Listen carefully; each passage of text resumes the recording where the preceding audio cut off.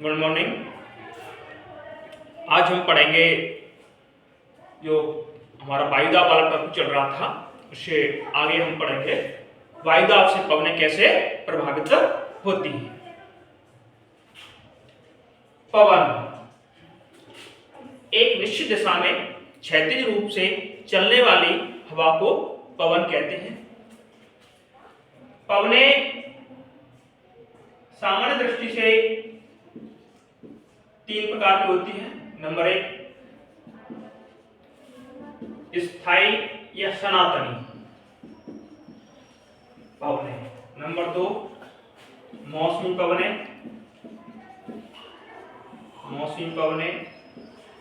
Number 3 स्थानीय पवनें।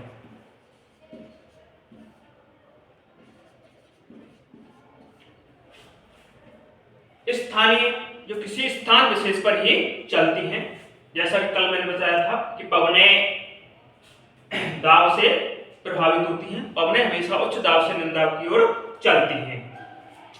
ये हमने पेटियां पढ़ी थी कल, तो पेटियों के हिसाब से ही पवनों का अध्ययन करेंगे।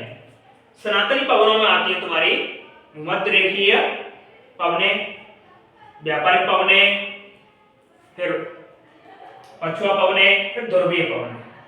तो इन चार पवनों का अध्ययन आज हम करेंगे।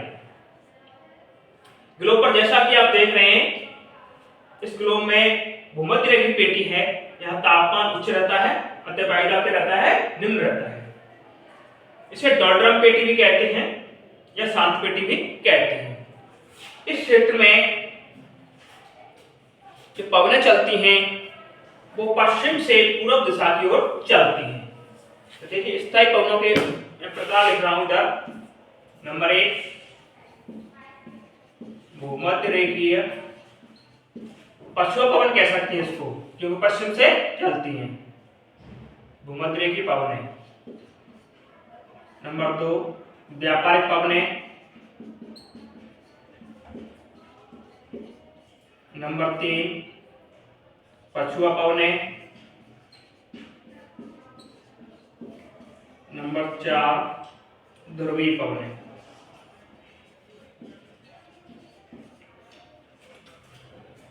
जैसा कि आप जानते हैं, इस शांत पेटी में भूमध्य रेखीय पछुआ पवनें चलती हैं, जिनकी दिशा पश्चिम से पूर्व की ओर रहती है। तो ये मंद गति से चलती हैं। इस क्षेत्र में ज्यादातर मौसम शांत रहता है। हवाएं चलती हैं वो पश्चिम से पूर्व की ओर चलती हैं और तापमान उच्च रहता है, वायुदाब निम्न रहता है। संवहनी वर्षा होती है इस पेटी में। इससे ऊपर जाएंगे व्यापारिक पवनें। व्यापारिक पवनें अस्वच्छांश चलती हैं, यानी अस्वच्छांश से यानी उपोष्ण उच्च दाब पेटी से भूमध्य रेखीय निम्न दाब पेटी की ओर चलती हैं व्यापारिक पवनें। व्यापारिक पवनें इसका नाम क्यों पड़ा? क्योंकि इन क्षेत्रों में जो व्यापारी थे वो घोड़ों से अपना व्यापार करते थे। समुद्र मार्ग के द्वारा घोड़े लाते थे। जब घोड़ों में जब हवा बंद हो जाती थी, पवनें बंद हो जाती थी, तो पतवार वाली जो नाव है वो रुक जाती थी। इस कारण उनका परेशानी होती थी आगे बढ़ने में और वे घोड़ों को समुद्र में फेंक देते थे। इससे नाव में जो वजन है वो कम हो जाता था, जिससे नाव अपने आगे की ओर बढ़ जाती। तो इसे अक्षांश कहते हैं। अस्वच्छांश 30 से 35 डिग्री। तो अस्वच्छांश से भूमध्य रेखा की ओर जो पवनें चलती हैं उन्हें कहते हैं व्यापारिक पवनें। इन पवनों की दिशा, मेन बात है इसमें दिशा। सारी पवनों में हम दिशाओं का विशेष रूप से ध्यान रखेंगे। दिशाओं का अध्ययन कैसे करेंगे? जैसे मान लीजिए आपने ये दिशा बना ली, उत्तर, दक्षिण, पूर्व, पश्चिम। तो व्यापारिक पवनें उत्तर पूर्व से दक्षिण पश्चिम की ओर चलती हैं। इन व्यापारिक पवनों में कॉलेज बल के कारण ये पवनें प्रभावित होती हैं उत्तरी गोलार्ध में। उत्तरी गोलार्ध में ये पवनें अपनी दाईं ओर मुड़ती हैं और कॉलेज बल के कारण दक्षिणी गोलार्ध में ये पवनें बाईं ओर मुड़ती हैं। ये विशेष बात आपको ध्यान रखनी है कि पवनें मुड़ क्यों रही हैं, अन्यथा पवनें सीधी चलती, ये कोलेस्ट्रॉल नहीं होता। यानी कोरियोलिस बल है जो पृथ्वी की घूर्णन गति से उत्पन्न होता है इस क्षेत्र में। तो देखेंगे उत्तर पूर्व ये दिशा हो गई, उत्तर पूर्व से दक्षिण पश्चिम, इस तरह की दिशा होती है। तो तीर के द्वारा इनको दर्शाया गया है कि व्यापारिक पवनें उत्तर पश्चिम से दक्षिण पूर्व की ओर और दक्षिण पश्चिम की ओर चलती हैं। तो इसे हम इस के द्वारा दे सकते हैं, दिशाओं के द्वारा दे सकते हैं। तो उच्च दाब क्षेत्र से निम्न दाब क्षेत्र की ओर चल रही है। अब देखेंगे हम दूसरी पवन है पछुआ पवनें, नाम से हो रहा है पछुआ पवनें, यानी पश्चिम से चल रही है। पछुआ पवनें उपोष्ण उच्च दाब पेटी से उपध्रुवीय निम्न दाब पेटी की ओर चलती है। हाँ तो बच्चों, उपोष्ण उच्च दाब पेटी अस्वच्छांश से उपध्रुवीय निम्न दाब पेटी की ओर चलती हैं। पवनें हमेशा उच्च दाब से निम्न दाब की ओर चलती हैं। तो इन पवनों की दिशा क्या होगी? इन पवनों की दिशा होगी जस्ट जो व्यापारिक पवनें हैं उसकी विपरीत होगी, यानी दक्षिण पश्चिम से उत्तर पूर्व की ओर। जैसा कि तीर के निशान के द्वारा दर्शाया गया है कि अस्वच्छांश क्षेत्र से 35 डिग्री अक्षांश से 60 डिग्री अक्षांश की ओर पवनें चलती हैं, जो कि दक्षिण पश्चिम से उत्तर पूर्व की ओर चलती हैं। तो इस क्षेत्र में ये पेटी कब बताई थी? उपोष्ण निम्न दाब पेटी और ये उपोष्ण उच्च दाब पेटी। तो निम्न दाब यहाँ रहने का कारण पृथ्वी की घूर्णन गति और यहाँ वायु का यहाँ से निष्कासन होना है और दूसरी पेटियों में जाके अवतरण होना है। मुख्य कारण पृथ्वी की घूर्णन गति के कारण ये गतिजन्य पेटी है, यहाँ निम्न वायु दाब पाया जाता है। तीसरी पवनें, चौथी पवनें हैं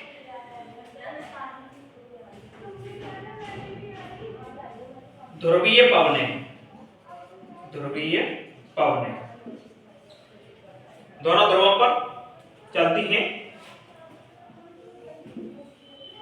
ध्रुवीय पवनें, अब देखिए तीर के निशान के द्वारा दर्शाया गया है। ध्रुवीय पवनें उच्च दाब क्षेत्र है और उससे जो नीचे है उपध्रुवीय क्षेत्र वो निम्न दाब वाला क्षेत्र है। तो ध्रुवीय क्षेत्र से यानी ध्रुवीय उच्च दाब पेटी से उपध्रुवीय निम्न दाब पेटी की ओर ये पवनें चलती हैं। इनकी दिशा से व्यापारिक पवनों की दिशा के समान है। उत्तरी गोलार्ध में देख रहे हैं हम अभी, फिर दक्षिणी गोलार्ध में देखेंगे। तो व्यापारिक पवनें चलती हैं उत्तर पूर्व से, जैसे तीर के निशान के द्वारा दर्शाया गया है। तो इन पवनों को हम तीर के निशान के द्वारा ही याद करेंगे और आपके तीर के निशान सही लगे हैं तो आपकी दिशा भी सही हो जाएगी, इसको रटने की जरूरत नहीं पड़ेगी।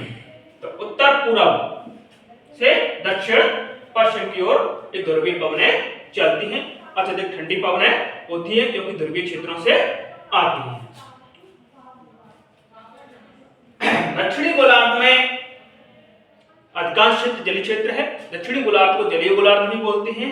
इस क्षेत्र में पवनें अबाध रूप से ज्यादा चलती हैं, तीव्र गति से चलती हैं, क्योंकि उत्तरी गोलार्ध में स्थल भाग अधिक है तो यहाँ पवनें थोड़ी रुकावट आ जाती है और इनकी गति मंद पड़ जाती है। दक्षिणी गोलार्ध में इनकी दिशा विपरीत होगी।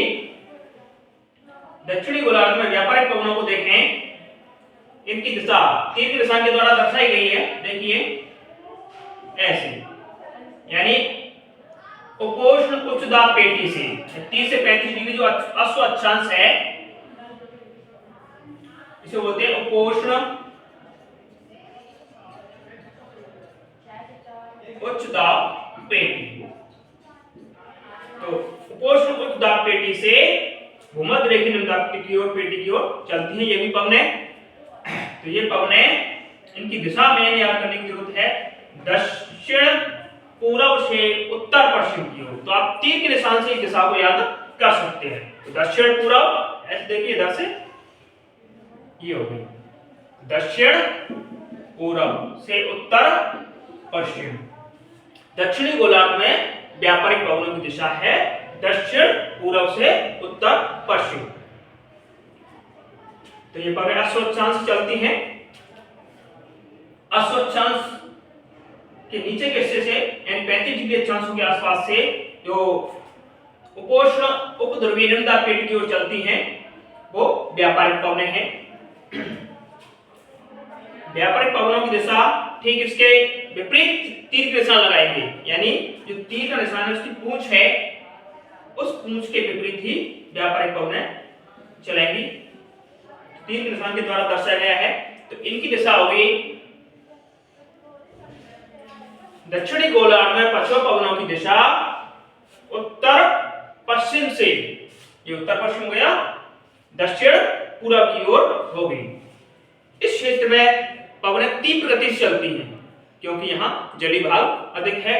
तो इसको ऐसे 40 डिग्री अक्षांशों के आसपास गरजता चालीसा बोलते हैं इन पवनों को। 40 डिग्री अक्षांशों के आसपास इन पवनों को कहते हैं गरजता चालीसा। 50 डिग्री भयंकर 50, चीखता 60, इन 60 डिग्री अक्षांशों के आसपास इन पवनों को, पछुआ जो पवनें चल रही है दक्षिण गोलार्ध में, इनको चीखता 60 कहते हैं। चीखता 60 क्योंकि इनकी गति तीव्र होती है, इस कारण इनको गरजता 40, भयंकर 50, चीखता 60 नाम दिया जाता है। अब आती है दक्षिणी गोलार्ध में ध्रुवीय पवनें। तो उच्च दाब पेटी है ध्रुवीय क्षेत्र वाला और उपध्रुवीय निम्न दाब पेटी वाला क्षेत्र है। तो इनकी दिशा वही है जो कि व्यापारिक पवनों की दिशा है दक्षिणी गोलार्ध में, जैसा कि तीर के निशान के द्वारा दर्शाया गया है। दक्षिण पूर्व से उत्तर पश्चिम दक्षिणी गोलार्ध में व्यापारिक पवनों की दिशा है। ये पवनें अत्यंत ठंडी होती हैं। तो ये व्यापारिक पवनें हो गई, पश्चिम पवनें हो गई और ध्रुवीय पवनें हो गई, और एक भूमध्य रेखीय पवनें जो पश्चिम से चलती हैं डोलड्रम पेटी में। इस प्रकार ये सनातनी पवनें 4 प्रकार की हैं। और एक होती है मौसमी पवनें और एक होती है स्थानीय पवनें। मौसमी पवनों में आती है तुम्हारी स्थल समीर, जल समीर, पर्वत समीर, घाटी समीर, और जो मानसूनी पवनें होती है जिससे वर्षा होती है ज्यादातर क्षेत्रों में। इसका अध्ययन हम अगले सेशन में करेंगे। ठीक है, ओके, थैंक्स।